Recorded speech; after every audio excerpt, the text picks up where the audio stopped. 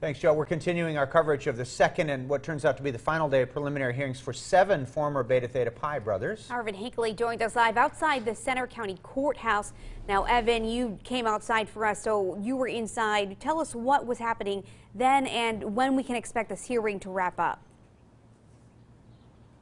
Well, John, Amanda, the hearing will wrap up this evening. Currently, the prosecution is giving their closing arguments, but it could go on for another hour as they have to address basically charges for all 7 brothers. And then after that, the defense attorneys for all 7 of those brothers will have the opportunity for rebuttal. As you said, I just exited the courthouse where I heard the prosecution assert that the brothers all had the intent of getting the pledges as drunk as possible, and that inherently in doing that, enforcing them to drink, like Piazza, coupled with not calling 911 after Piazza's multiple falls, which they say were induced by alcohol, constitutes involuntary and reckless endangerment charges. The defense lawyers argued that there is nothing to prove 100% that the falls of Piazza were caused by alcohol, citing he could have slipped down the steps and that he had rushed many other fraternities before Beta Theta earlier in the week, including playing a slapshot hockey game early in the week where students shot hockey pucks at each other, which could have caused him pre-existing injuries. The defense also cites the fact that the brothers thought Piazza was simply drunk and needed to sleep off his problems.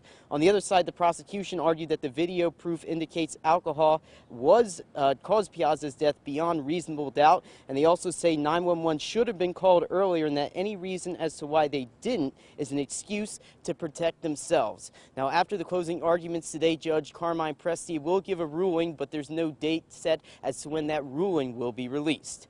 Reporting live outside the Center County Courthouse in Bellefonte, Evan Hinckley, WTAJ News.